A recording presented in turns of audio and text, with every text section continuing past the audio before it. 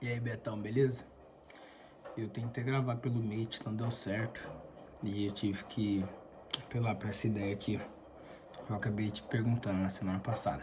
Enfim, vou falar sobre o Norbert Elias, sobre a vida dele, sobre a carreira dele em específico, beleza? Começando com a sua biografia, ele foi um sociólogo alemão. Ele nasceu no dia 22 de junho em 1897.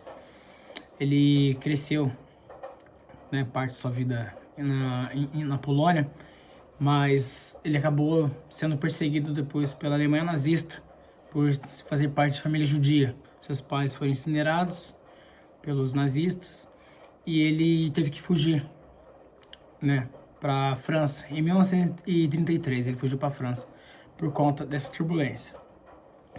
Lá ele estudou, né, cresceu e começou a se profissionalizar na área. Ele estudou medicina, estudou filosofia, medicina e psicologia. Ele foi embora para Inglaterra, onde ele fez o que fez, estudou, escreveu muitas coisas. E lá ele viveu a maior parte de toda a sua carreira e cresceu, né? Lá ele divulgou 22 obras, né? Entre elas, as mais específicas são essas, que é o Processo Civilizador, A Sociedade dos Indivíduos, Os Alemães e a Sociedade da Corte. Essas 22 obras que são as mais conhecidas, e entre outras, na verdade, né, que foram publicadas até após a sua morte, que aconteceu em 1990, já, ele tomou conhecimento, ele não, a mídia, na época, né, tomou conhecimento das suas obras tarde, já a partir de 1970 para 80, começaram a explorar mais o autor. Aqui, vamos falar sobre as principais ideias e conceitos do Norbert. Ele afirma uma coisa, que ele foca na relação entre o poder, comportamento, emoções, conhecimento e processos sociais históricos. O que ele fala sobre emoções? Ele tem um pensamento sobre emoções que seria o quê? Elas são algo pessoal, se elas são mais subjetivas, né?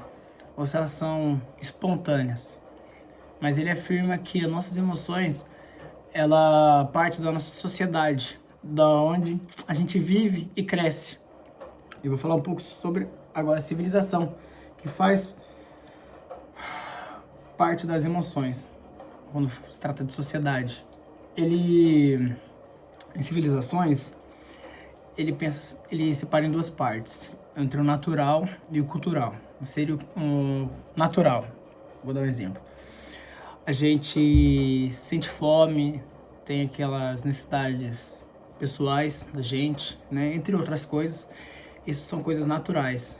Agora, por exemplo, precisar não, eu senti a vontade de comer uma pizza meio-dia, que seja, numa segunda-feira, é algo da dimensão cultural, não faz parte da natureza humana. Faz parte de a gente sentir vontade de comer. Mas comer uma pizza segunda-feira, meio-dia, é cultural. Essa dimensão cultural, certo? A gente tem diversas vontades, desejos durante a vida, e entre elas está a nossa civilização.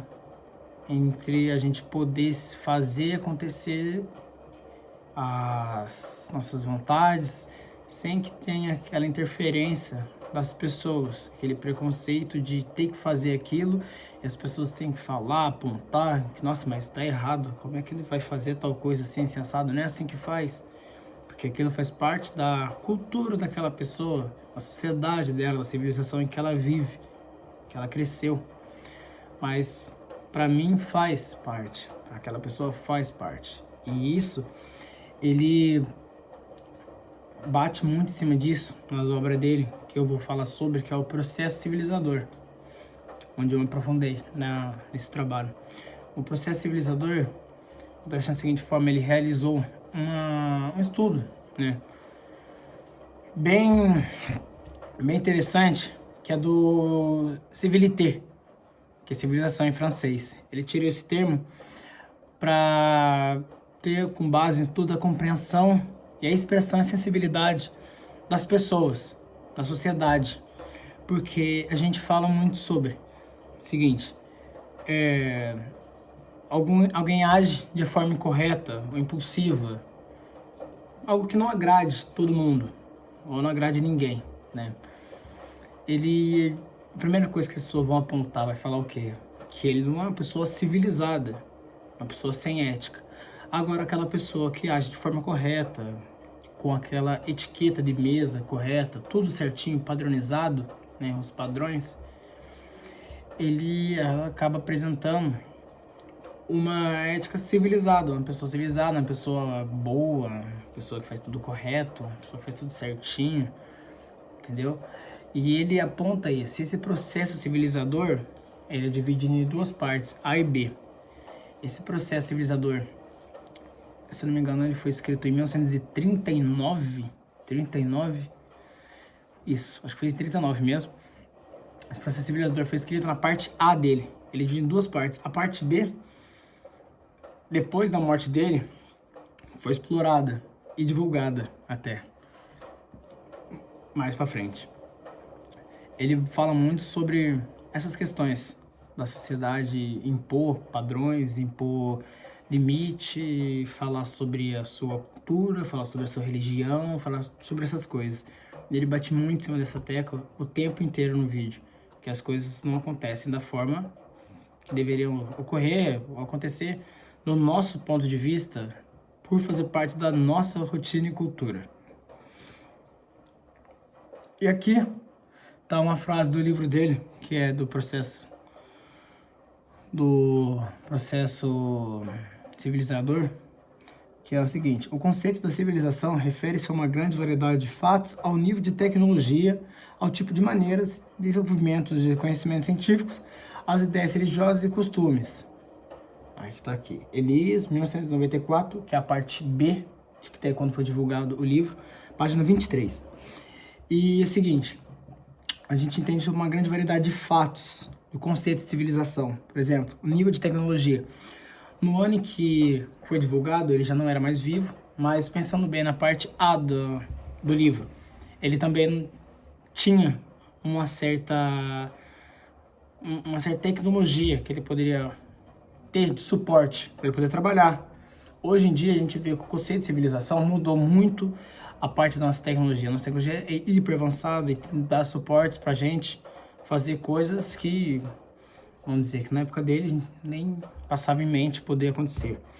Os conhecimentos científicos, com base no que ele vivenciou, que a gente tem hoje também, são coisas anormais até então.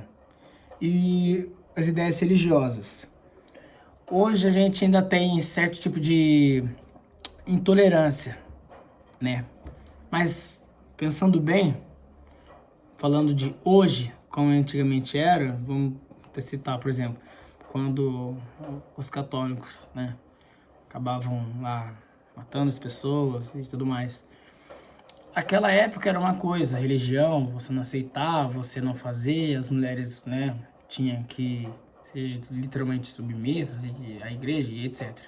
Hoje em dia, não é assim, a gente tem uma certa liberdade de expressão pra gente poder chegar, expor e falar sem ter interferências. Vai ter interferência sempre, mas aquela época ainda tinha muito mais preconceito e interferência. Hoje nem tanto. Hoje a gente tem uma liberdade de poder chegar e falar sobre religião, sobre nossos costumes, sem que alguém aponte defeitos, né? E, de certa forma, nos escute, nos respeite a partir daquilo. E as nossas maneiras de viver, nossas maneiras de tocar a vida e fazer o que a gente gosta. Particularmente, eu gostei muito de ter estudado esse sociólogo.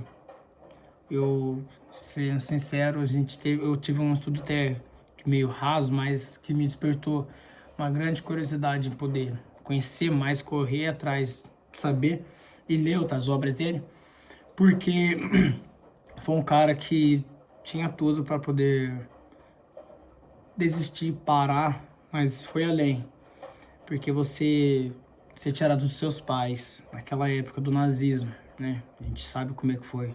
A época do você ter tirado dos seus pais. Depois disso, você que tocar a vida sozinho, né? E passar por uma primeira grande guerra, em 1914.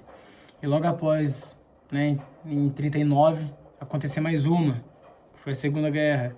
E passar por tudo isso e você correndo atrás do que você quer, estudando, escrevendo, mostrando para o mundo o que foi esse processo civilizador desde a sua época, né, que você pegou o nazismo no auge, depois você pega as guerras e tudo mais, foi, sabe, uma coisa que me deixou muito curioso em querer ir atrás, conhecer, estudar mais sobre o autor. E espero ter passado para você um bom trabalho, você possa ter entendido tudo certinho. E é isso aí, beleza? Tamo junto, boa noite, é nóis.